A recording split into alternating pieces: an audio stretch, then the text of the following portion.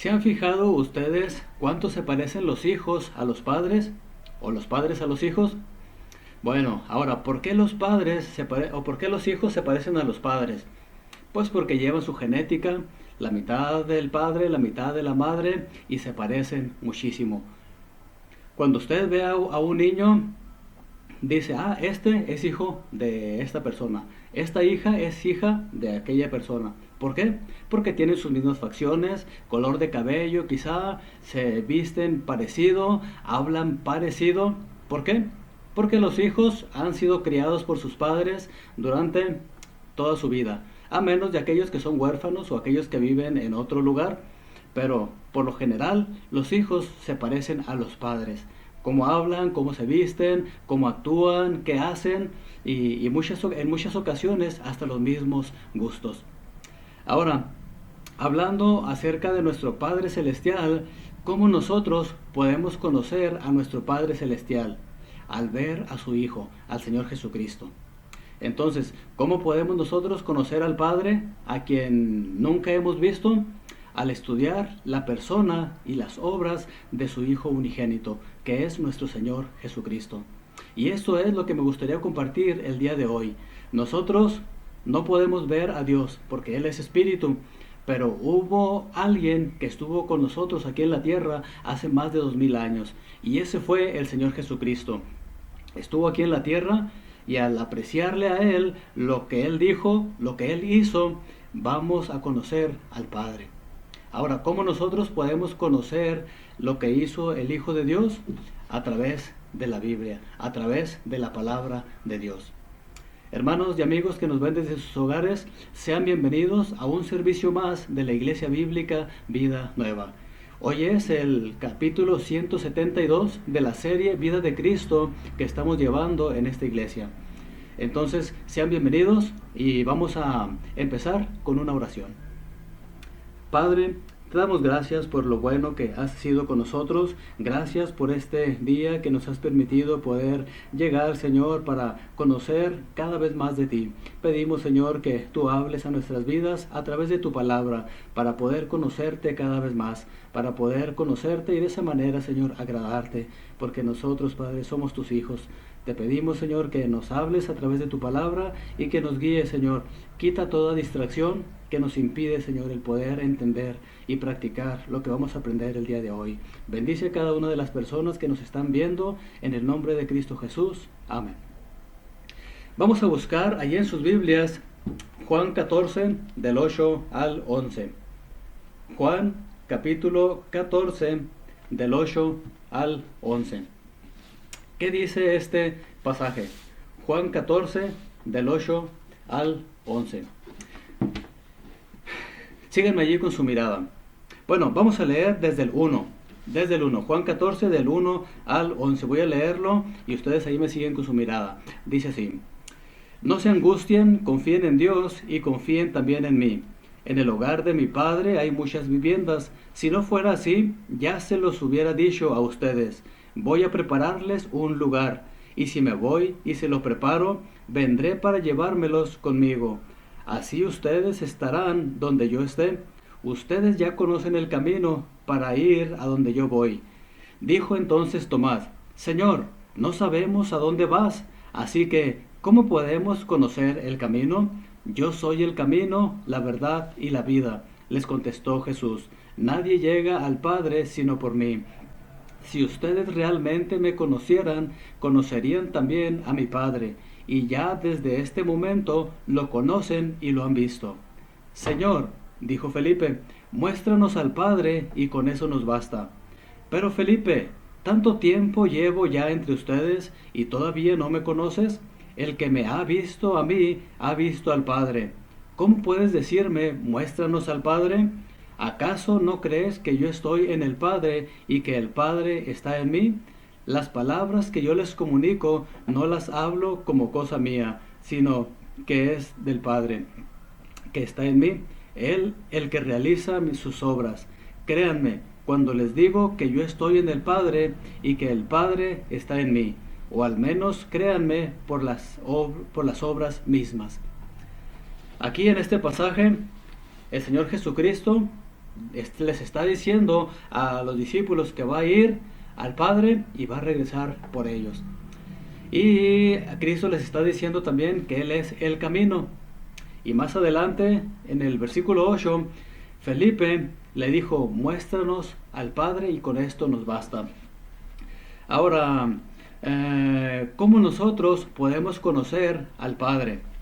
En el versículo 7 dice lo siguiente, si ustedes realmente me conocieran, conocerían también a mi Padre, y ya desde este momento lo conocen y lo han visto. ¿Cómo podemos nosotros conocer al Padre? Al ver a Jesús, al estudiar al Señor Jesucristo. En el versículo 8, Jesús les dijo que desde ese momento lo conocieron y lo habían visto. Ahora, ¿cuál fue la petición de Felipe en este versículo? La petición fue, muéstranos al Padre. Él quería ver físicamente al Padre. Ahora, ¿cuál fue la respuesta del Señor Jesucristo? En el versículo 9 dice, pero Felipe, tanto tiempo llevo ya entre ustedes y todavía no me conoces. El que me ha visto a mí, ha visto al Padre. ¿Cómo puedes decirme, muéstrame al Padre? Aquí básicamente el Señor Jesucristo le está diciendo, ok, si tú me has visto a mí, entonces has visto al Padre. Entonces, ¿cómo podemos nosotros conocer al Padre? Al conocer al Señor Jesucristo. Ahora, el Padre no tiene un cuerpo físico como nosotros. No tiene un cuerpo físico como el Señor Jesucristo. Pero Cristo, al ver al Señor Jesucristo, nosotros podemos ver cómo es el Padre. ¿Cómo es el Padre? El Padre no es físicamente como Cristo, ¿no? Pero sí podemos ver las características que Dios tiene. Nosotros necesitamos creer en nuestro conocimiento de Dios para desear obedecerlo y disfrutar de comunión con Él. Nosotros necesitamos crecer en nuestro conocimiento para poder obedecer a Dios. Y mi pregunta aquí es la siguiente: ¿cuánto conoce usted al Padre? ¿Cuántas veces ha leído usted la Biblia? ¿Cuántas veces ha estudiado a fondo cada pasaje donde nos explica cómo fue el Señor Jesucristo, sus palabras, sus acciones, todo lo que Él hizo? Bueno, yo espero que usted haya estudiado mucho la Biblia para conocer más del Señor Jesucristo. Ahora, si a lo mejor usted es nuevo en el Evangelio, es nueva persona que ha creído en Cristo, yo quiero animarlo a que siga leyendo la Biblia, a que siga estudiándola, para que siga conociendo cada vez más a nuestro gran Dios. Ahora, vamos a ver que de la misma forma en que podemos nosotros conocer a Dios en su palabra, hoy en día hay muchas personas que enseñan cosas de cómo no es Dios. Vamos a buscar 2 de Corintios, capítulo 10, del 4 al 5. 2 de Corintios, capítulo 10, del 4 al 5. ¿Lo tenemos ahí? Síganme allí con su mirada. 2 de Corintios 10, 4 y 5. Dice así: las armas con que luchamos no son de este mundo, sino que tienen el poder divino para derribar fortalezas. Destruimos argumentos y toda altivez que se levanta contra el conocimiento de Dios y llevamos cautivo todo pensamiento para que se someta a Cristo. Aquí el versículo 5 nos dice: destruimos argumentos y toda altivez que se levanta contra el conocimiento de Dios. Sabemos que de la misma forma que existe Dios, también existe el diablo. Ahora, nunca vamos a poder comparar a Dios con el diablo. ¿Por qué? Porque Dios es el creador del universo y Dios también fue el que creó al diablo. Ahora, Dios no lo creó como diablo, Él lo creó perfecto, Él lo creó sin pecado, pero el diablo decidió pecar y alejarse de Dios. Ahora, si comparáramos a Dios con el diablo sería como un microbio comparado con una ballena. Bueno, eso es por compararlo, ¿verdad? Es mucho más grande Dios que el diablo y tiene mucho menos poder el diablo que Dios, porque Dios tiene un poder infinito. Ahora, tristemente, hoy en día hay muchas personas que le creen al diablo. El diablo tiene argumentos, el diablo da varias enseñanzas equivocadas de cómo es Dios. Hay algunos que creen que Dios es un Dios malo, hay algunos que creen que el diablo es más fuerte que Dios, hay otros que creen que el enemigo va a gobernar allá en el infierno y Dios va a gobernar en el cielo. Es una terrible idea. Hay personas que dicen que mentir no es malo. Hay personas que dicen, poco pecado no es malo. No, sí, hay muchos argumentos que hoy en día hay gente que trae para tratar de hacer que nos alejemos de Dios, que no sirvamos a Dios, que no conozcamos a Dios. Hoy en día hay gente también que dice que la Biblia no es la palabra de Dios. Son argumentos que van en contra del conocimiento de Cristo. Ahora, ¿qué debemos hacer nosotros con esos argumentos que se levantan en contra del conocimiento de Dios? Dice allí la segunda parte de este versículo: y llevamos cautivo todo pensamiento para que se someta a Cristo. Si en alguna ocasión usted duda de algo de lo que Dios dice, hay que llevar cautivo ese pensamiento a la obediencia a Cristo. ¿Por qué? Porque Cristo es la verdad. Cristo es quien nos ama. Cristo es el que quiere lo mejor para nosotros. El diablo solamente quiere destruirnos, desviarnos del camino correcto. El diablo no quiere nuestra felicidad. El diablo no quiere nuestro bien. El diablo quiere engañarnos. Nuestra vida espiritual depende de cuánto conocemos a Dios y lo que sabemos acerca de Él. Vamos a considerar algunos pasajes que nos muestran cómo fue el Señor Jesucristo, qué hizo. Vamos a buscar ahí en primer lugar Mateo 9:36. Mateo capítulo 9, versículo 36.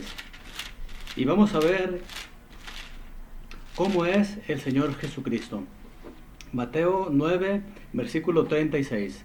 Síganme allí con su mirada. Dice: al ver a las multitudes, tuvo compasión de ellas, porque estaban agobiadas y desamparadas, como ovejas sin pastor. Aquí podemos ver una característica del Señor Jesucristo. ¿Cuál es esa característica? La compasión. El Señor tuvo compasión de las personas, de las multitudes, porque estaban agobiadas como una oveja sin pastor. ¿Qué es la compasión? De acuerdo al diccionario dicen sentimiento de pena, ternura y de identificación ante los males de alguien. Cristo vio las multitudes y se compadeció de ellas. Tuvo ternura, tuvo esa identificación con sus males. Él se identificó con ellas. Entonces, aquí podemos ver que nuestro Señor Jesucristo es compasivo. Él se compadece de nosotros. Cada vez que usted sufre algún infortunio, cada vez que usted sufre las consecuencias de algún pecado, Cristo se compadece de usted, porque Él es compasivo. Otra característica que muestra el Señor Jesucristo la encontramos en Mateo 23, 13 y 14. Vamos más adelantito. Mateo 23, 13 y 14. Mateo 23, 13 y 14. ¿Lo tenemos? Dice así: hay de ustedes, maestros de la ley y fariseos, hipócritas, le cierran a los demás el reino de los cielos, y ni entran ustedes ni dejan entrar a los que intentan hacerlo. Hay de ustedes, hasta ahí. Entonces, ¿qué característica vemos del Señor Jesucristo aquí? Que Cristo rechaza a los hipócritas. Cristo repele a los hipócritas. Cristo aleja a los hipócritas. Ahora, ¿quién es una persona hipócrita? Dice por ahí el diccionario que una persona hipócrita, la palabra hipócrita viene de Hipócrates, que es una persona que en aquel tiempo era una persona que actuaba, una persona que subía al escenario y actuaba de una forma, pero ya cuando salía del escenario era una persona normal, común y corriente. Una persona normal, común y corriente podía ser buena, podía ser amable, podía hacer muchas cosas buenas, y cuando estaba actuando para alguna obra de teatro podía ser agresiva, mala, cruel y todo lo que podría ser una persona. Pero una persona que actuaba tan bien que usted y yo no podríamos diferenciar a esa persona de cuando estaba actuando o cuando estaba viviendo. Tristemente hoy en día hay muchas personas que son hipócritas. Actúan de una forma cuando están ante cierta gente y actúan de otra forma cuando están con otra gente o a solas. Cristo repele, Cristo rechaza a las personas hipócritas. Y en este caso, aquí en estos versículos menciona a los fariseos. Los fariseos eran personas hipócritas.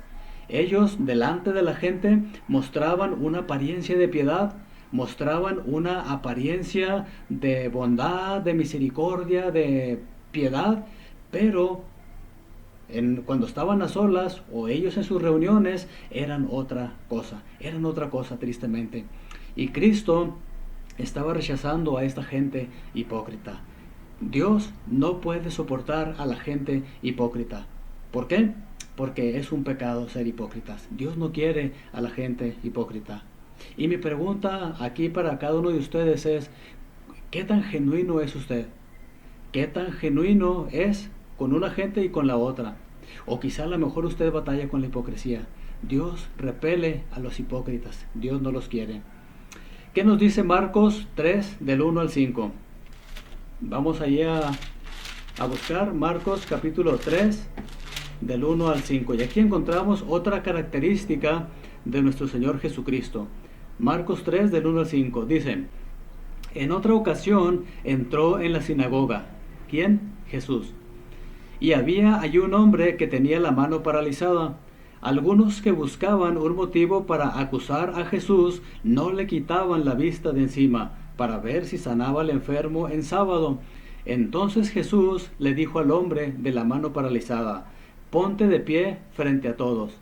¿Pueden imaginarse el valor de Jesús, sabiendo que él estaba en el ojo del huracán? Él estaba siendo vigilado por todos para ver qué hacía. Y él le dijo: ponte de pie frente a todos. Versículo 4. Luego dijo a los otros: ¿qué está permitido en sábado? ¿Hacer el bien o hacer el mal? ¿Salvar una vida o matar? Pero ellos permanecieron callados. Jesús se les quedó mirando, enojado y entristecido por la dureza de su corazón, y le dijo al hombre: extiende la mano. La extendió la mano y le quedó restablecida. Entonces aquí podemos ver que el Señor Jesucristo se enojó y le dio tristeza al saber la dureza de los corazones de estos hombres. Este hombre que estaba enfermo tenía esta enfermedad y estaba sufriendo. Tenía esa mano paralizada. Necesitaba que Cristo la sanara. Ahora, tristemente, estos fariseos y personas que estaban allí, enemigos de Jesús, tenían tan endurecido el corazón que no querían que Cristo hiciera un bien a este hombre. Ellos preferían que permaneciera con ellos su fama, preferían ellos que Cristo no hiciera ningún bien, a menos de que ellos que querían ellos a cacharlo en algo malo. Ahora, aquí podemos ver la dureza del corazón de ellos. Y tristemente, hoy en día hay mucha gente que también es dura de corazón. Ahora, ¿cuál es una característica del Señor Jesucristo que apreciamos aquí? Cristo se enojó y se entristeció al ver la dureza de los corazones de ellos. Cristo se enoja cuando alguien no hace el bien. Cristo se enoja cuando alguien no busca el bien de los demás. Entonces, si Cristo se enoja, pueden imaginarse ustedes al Padre, el Padre también se enoja. Vamos a buscar ahora Lucas capítulo 19 del 41 al 44. Lucas 19 del 41 al 44. Síganme allí con su mirada. Dice así: cuando se acercaba a Jerusalén, Jesús vio la ciudad y lloró por ella. Dijo: ¿cómo quisiera que hoy supieras lo que te puede traer paz? Pero eso ahora está oculto a tus ojos. Te sobrevendrán días en que tus enemigos levantarán un muro y te rodearán, y te encerrarán por todos lados. Te derribarán a ti y a tus hijos dentro de tus murallas. No dejarán ni una piedra sobre otra, porque no reconociste el tiempo en que Dios vino a salvarte. Aquí podemos ver una característica que tenía el Señor Jesucristo. Él lloró por los que rechazan la salvación.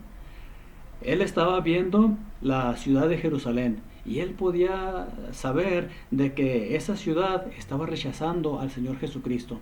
Y Cristo lloró por esa ciudad, lloró por las personas que lo estaban rechazando. Entonces aquí podemos ver que Cristo, Él también tiene emociones y Él llora. Ahora, nosotros lloramos cuando estamos tristes, porque nuestras emociones encuentran una salida a través de las lágrimas. ¿Sabe qué? Cristo también dio esa salida a sus emociones a través de las lágrimas. Él era 100% Dios, pero también era 100% hombre. Ahora, ¿qué son las lágrimas? Las lágrimas son una expresión de emoción, una expresión emocional. Las lágrimas son una forma de expresar nuestras emociones. Cuando estamos tristes, el cuerpo libera hormonas y neurotransmisores que activan la respuesta del llanto. Cristo era 100% hombre y Él lloró. Como usted llora a veces cuando pierde un ser querido, cuando usted le duele algo, cuando hay algo malo que pasa. Cristo también, Él llora, a Él le duele. Cuando la gente no quiere acudir a Él, cuando la gente le rechaza. Y mi pregunta para usted es la siguiente: ¿usted se entristece cuando hay gente que rechaza a Cristo?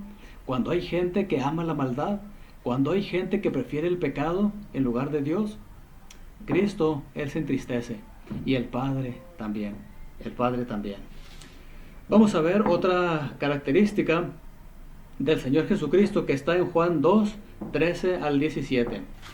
Juan capítulo 2, del 13 al 17. ¿Qué nos dice este pasaje? Juan 2, 13 al 17. Dice así: Cuando se aproximaba la Pascua de los judíos, subió Jesús a Jerusalén, y en el templo halló a los que vendían bueyes, ovejas y palomas, e instalados en sus mesas a los que cambiaban dinero. Entonces, haciendo un látigo de cuerdas, echó a todos del templo, juntamente con sus ovejas y sus bueyes, regó por el suelo las monedas de los que cambiaban dinero y derribó sus mesas. A los que vendían las palomas les dijo: saquen esto de aquí. ¿Cómo se atreven a convertir la casa de mi padre en un mercado?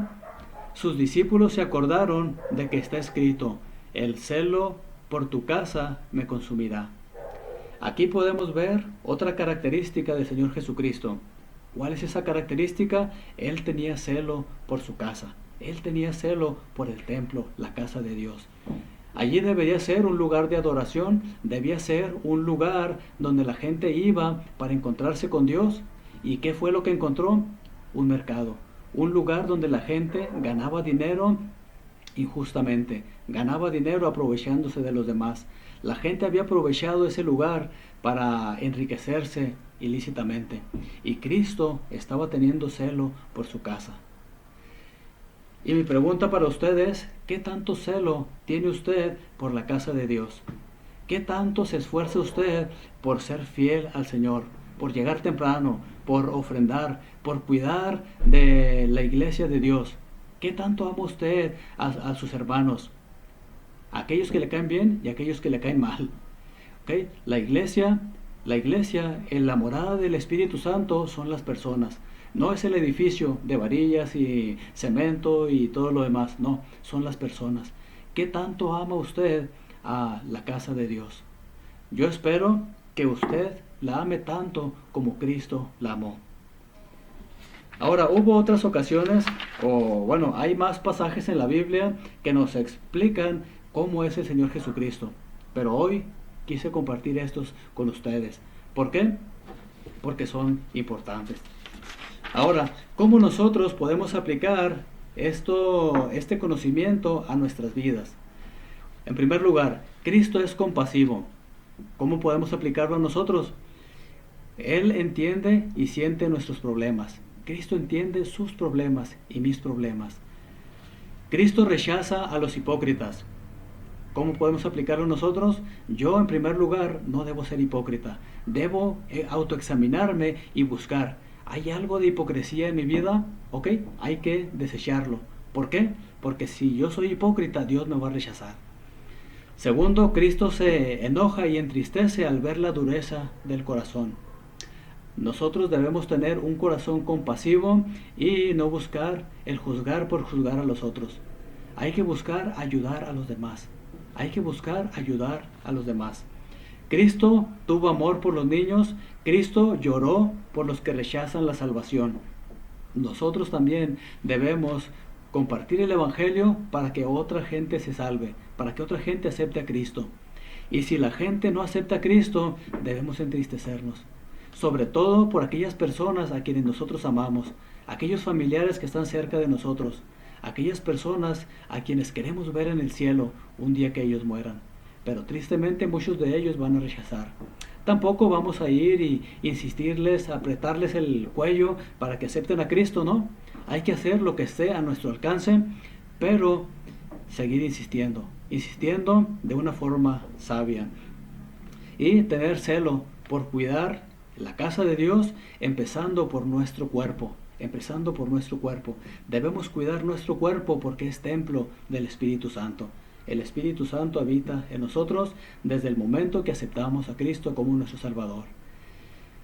Y pues hay muchas cosas más en las que podemos nosotros conocer al Señor Jesucristo, pero el tiempo es limitado y en otras ocasiones vamos a poder conocer algo más. Pero en lo que ya conocemos, ¿qué tanto usted conoce a Dios? ¿Y qué tanto usted está imitando al Señor Jesucristo? Que el Señor nos ayude a imitarle cada vez más. Y ya por último, vamos a buscar ahí en sus Biblias Hechos 4, 11 y 12. Hechos capítulo 4, versículos 11 y 12. Dice así: Jesucristo es la piedra que desecharon ustedes los constructores y que ha llegado a ser la piedra angular. De hecho, en ningún otro hay salvación, porque no hay bajo el cielo otro nombre dado a los hombres mediante el cual podamos ser salvos.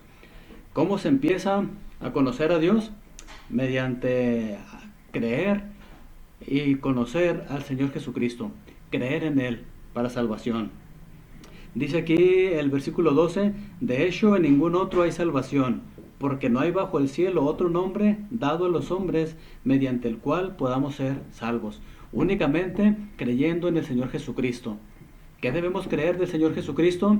Que Él vino aquí a la tierra siendo la segunda persona de la Trinidad, vivió una vida perfecta, murió en la cruz por nuestros pecados, derramó su sangre, pero murió y después fue sepultado y resucitó al tercer día.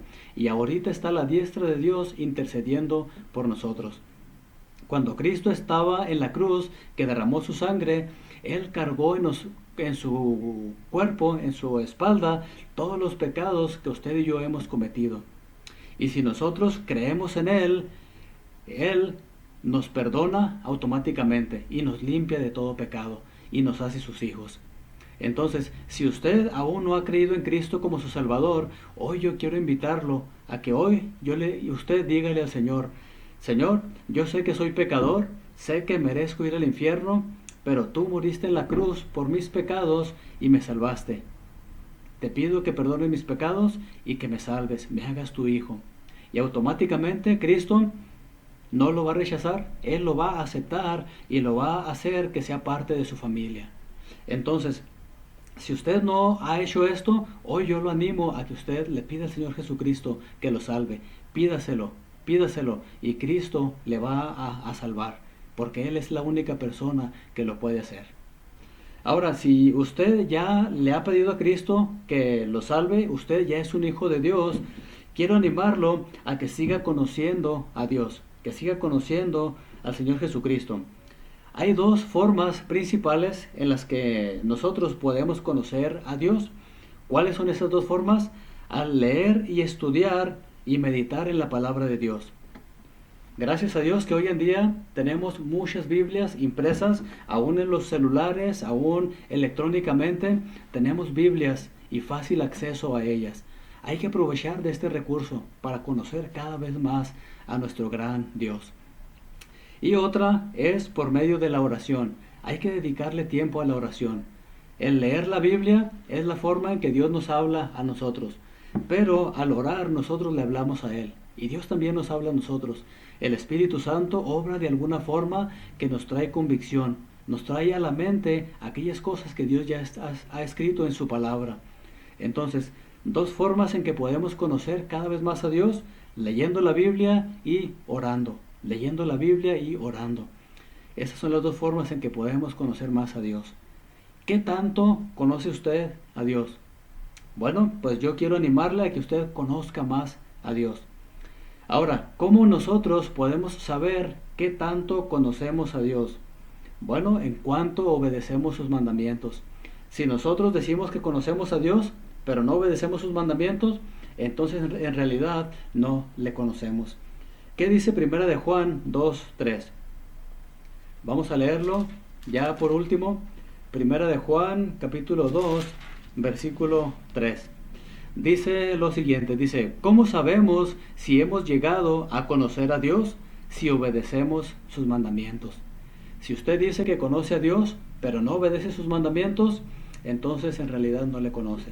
Solamente hay una información, solamente hay algo vago por ahí, pero hace falta tener ese contacto. No físico, pero sí espiritual. O tal vez no ha nacido de nuevo. Entonces, si usted dice que conoce a Dios, debe obedecer sus mandamientos. Y si usted no obedece sus mandamientos, es posible que no conozca a Dios. Es posible que no le conozca. Una meta que todos debemos tener es conocer mejor a Dios cada día. ¿Cómo se puede lograr eso? Leyendo la Biblia y orando. ¿Cuánto tiempo le dedica usted para leer la Biblia? ¿Cuánto tiempo le dedica usted a la oración? Dios quiere que le conozcamos cada vez más. Oremos. Padre, te damos gracias porque tú te nos has revelado a través de tu palabra y en la persona y obra de nuestro Señor Jesucristo. Te ruego, Señor, que tú ayudes a cada una de las personas que están viendo este video a que te sigan conociendo más, que ellos aparten, Señor, un tiempo para leer la Biblia, un tiempo para orar, un tiempo para ir a la iglesia, Señor, porque es la forma en que podemos nosotros conocerte cada vez más. Te ruego, Señor, que cada día podamos conocerte más y obedecerte cada vez mejor y compartir de ti a otra gente, Señor, porque hay mucha gente que tristemente está muriendo y está yendo al infierno. Te ruego, Padre, que tú obres en nuestras vidas para cada día, Señor, mostrar que somos realmente tus hijos para tu honra y para tu gloria. Y un día, Señor, que lleguemos al cielo, podamos llevar a una gran cantidad de personas, Señor, con nosotros. Porque las únicas cosas que podemos llevar al cielo son esas almas a las quienes les compartimos de tu evangelio. Te pido, Señor, que tú obres en la Iglesia Bíblica Vida Nueva para que sea una iglesia misionera, una iglesia evangelista, Señor, y empiece por cada uno de sus miembros. Obra en mi vida, obra en la vida de mis hermanos. En el nombre de Cristo Jesús. Amén. Y la última pregunta para cada uno de ustedes es: ¿qué tanto se parece usted a Dios? Si decimos que somos cristianos, debemos parecernos cada vez más a Él. ¿Qué tanto nos parecemos a Él? Medítelo y yo espero que siga pareciendo cada vez más a Él. Que Dios les bendiga.